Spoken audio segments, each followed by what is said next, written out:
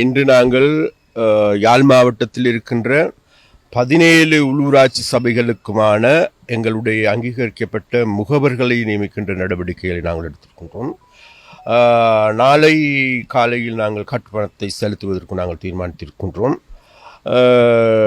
அதே போன்று இன்று எங்களுக்கு தெரிகின்றது ஒரு விடயம் என்றால் வேறு எதுவுமல்ல, விசேடமாக யாழ் மாவட்டத்தில் வாழுகின்ற மக்கள் கடந்த பொது தேர்தலின் போது, ஜனாதிபதி தேர்தலின் பொழுது எங்களை முதலாவது கட்சியாக நியமித்திருக்கின்றார்கள்.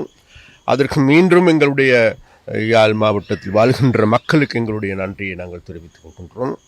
அதே போன்று உள்ளூராட்சி சபைகள் என்பது எங்களுக்கு எல்லோருக்குமே தெரியும். அதுவும் ஒரு முக்கியமான நிறுவனமாகும். அதாவது தொட்டில் முதல் சுடுகாடு வரைக்கும் செல்லுகின்ற அனைத்து செயற்பாடுகளையும் சிறுவர் பராமரிப்பு நிலையங்களா அல்லது தாய்சை நலன் பொது சங்கங்களா அல்லது பெண்கள் அமைப்பா விளையாட்டுக் கழகங்களா அல்லது அனைத்தையுமே செய்கின்ற நிறுவனங்களே வேறு எதுமல்ல உள்ளூராட்சி சபைகளாகும். அப்போ அந்த சபைகளுக்கு நாங்கள் கேட்கின்றோம் யாழ் மாவட்டத்தில் வாழ்கின்ற மக்களிடம் அவைகளை மிகவும் வினைத்திறன் மிக்கதாக கட்டியெழுப்ப வேண்டிய தேவை இருக்கின்றது. அவைகளிலும் இதுநாள் வரைக்கும் இருந்த அந்த அதிகார துஷ்பிரயோக பிடியிலிருந்து மீட்கின்ற தேவை இருக்கின்றது. அவைகளையும் இதுநாள் வரைக்கும் தான் தோன்றித்தனமான தலைமைத்துவத்தில் இருந்து மீட்டெடுக்க வேண்டிய தேவை இருக்கின்றது. அதற்காக உண்மையான மக்களோடு செயற்படுகின்ற மக்கள் பிரதிநிதிகளை நியமித்துக் கொள்ள வேண்டிய தேவை இருக்கின்றது. அந்த தேவையின் அடிப்படையில் நாங்கள் பார்க்கின்ற பொழுது கடந்த கால அனுபவங்கள் எங்களுக்கு தெரிகின்றது. யாழ் மாவட்டத்தில் வாழ்கின்ற மக்களை இங்கு இருக்கின்ற அரசியல்வாதிகள் அல்லது இவ்வாறான நிறுவனங்கள் இருக்கின்ற தலைவர்கள் அனைவருமே மக்களை பகடை காய்களாட்டம் பயன்படுத்தினார்களே தவிர தாங்களுக்கு தேவையான முறையில் இந்த நிறுவனங்களை கொண்டு சென்றார்களே தவிர தாங்களுடைய தனிப்பட்ட அபிலாசைகளை பூர்த்தி செய்வதற்கு அல்லது தனி நபர்கள் கட்சிகளுடைய அபிலாசைகளை பூர்த்தி செய்வதற்காகவே இவைகளை பயன்படுத்தி இருக்கின்றார்களே தவிர மக்களுடைய அல்லது பிரதேசத்தினுடைய அபிவிருத்தியோ அல்லது அதனுடைய முன்னேற்றத்தையோ அல்லது அந்த முன்னேற்றத்துக்கான நல்ல அடித்தளத்தை இடுகின்ற செயற்பாடுகளும் முன்னெடுக்கப்படவில்லை என்பது மக்களுடைய குற்றச்சாட்டாகும். அந்த வகையில் தேசிய மக்கள் சக்தியான நாங்கள் இம்முறை பொதுவாக நாட்டில் இந்த வரவு செலவு திட்டத்தின் மூலமாக பெரும் தொகையான பணம் ஒதுக்கப்பட்டிருக்கின்றது.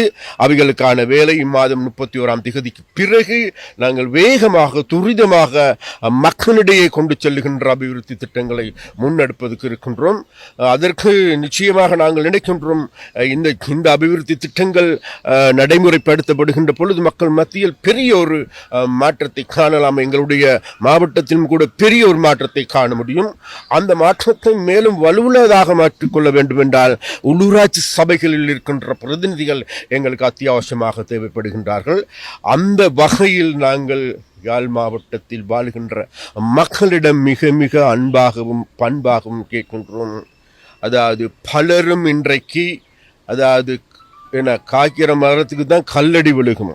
அப்ப அந்த வகையில் இன்றைக்கு லஞ்சமற்ற ஊழலற்ற அல்லது ஊழல்களை தடுத்து நிறுத்தக்கூடிய நல்லதொரு அரசாங்கத்தை நாங்கள் கட்டி எழுப்பி வருகின்றோம்.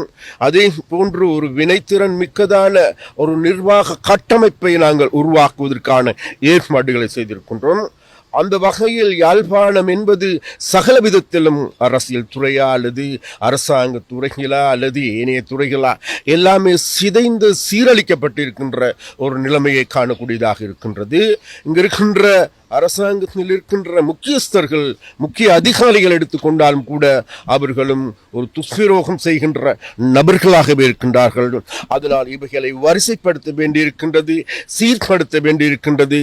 அந்த சீர்படுத்துகின்ற வேலைக்கும் மக்களுடைய ஆதரவு தான் எங்களுக்கு தேவையாக இருக்கின்றது. நாங்கள் நம்புகின்றோம் யாழ் மாவட்டத்தில் வாழ்கின்ற மக்கள் இந்த நிலைமைகள் அனைத்தையும் புரிந்து கொள்வார்கள் என்று தெரிந்து கொள்வார்கள் என்று. நிச்சயமாக நாங்கள் ஆட்சி பீடத்துக்கு வந்து 3 மாதங்கள் ஆகின்றது. ஆனால் எங்களை விமர்சிக்கின்றவர்கள் நாங்கள் என்னமோ 76 வருடங்களாக ஆட்சி செய்தவர்கள் போன்றுதான் எங்களை விமர்சிக்கின்ற போக்குகள் இருக்கின்றது. அதனால் மக்கள், நான் நினைக்கின்ற யாழ் மாவட்டத்தில் வாழ்கின்ற மக்கள் மிகவும் தெளிவடைந்திருக்கின்றார்கள், தெளிவான மக்களாக இருக்கின்றார்கள். அந்த தெளிவான மக்கள் நிச்சயமாக நாங்கள் நினைக்கின்றோம், நம்புகின்றோம், கடந்த பொது தேர்தல் போன்று எங்களை இந்த உள்ளூராட்சி சபை தேர்தலிலும் உயர்ந்த இடத்திற்கு உயர்த்தி வைப்பார்கள் என்கின்ற நம்பிக்கை இருக்கின்றது. அதே போன்று இந்த நம்பிக்கையை நிறைவேற்றும் முகமாக எங்களுடைய 17 உள்ளூராட்சி சபைகளுக்குமான நல்ல தலைவர்களை நாங்கள் தெரிவு செய்திருக்கின்றோம். இங்கு இருக்கின்ற நல்ல புத்திஜீவிகளை நாங்கள் தெரிவு செஞ்சிருக்கின்றோம். படித்த இளைஞர் யுவதிகளை நாங்கள் தெரிவு செஞ்சிருக்கின்றோம். அதனால் மக்கள் விரும்புகின்ற, யாழ் மாவட்ட மக்கள் விரும்புகின்ற நபர்கள் இன்றைக்கு எங்களுடைய பட்டியலில் உள்ளடக்கப் போகின்றார்கள். அதனால் அவர்களை ஆதரித்து வெற்றி பெற செய்யுமாறு மிக மிக அன்பாக மக்களிடம் நாங்கள் கேட்டுக்கொள்வோம். எல்லா சபைகளையுமே நாங்கள் கைப்பற்றுவோம் என்பதுதான் எங்களுடைய உறுதியான நிலைப்பாடு. ஏன் கேட்டால் இந்த சபைகள் என்பது மிகவும் முக்கியமானது. என்ற உள்ளூராட்சி மட்டத்திலான வேலைகள் செய்ய எடுக்க வேண்டும். அதே போன்று எங்களுக்கு எல்லோருக்குமே தெரியும், இன்றைக்கு மத்திய அரசாங்கத்தால் ஒதுக்கப்படுகின்ற நிதிகளையும் நல்ல முறையில் கண்காணிக்க வேண்டிய தேவையும் இருக்கின்றது.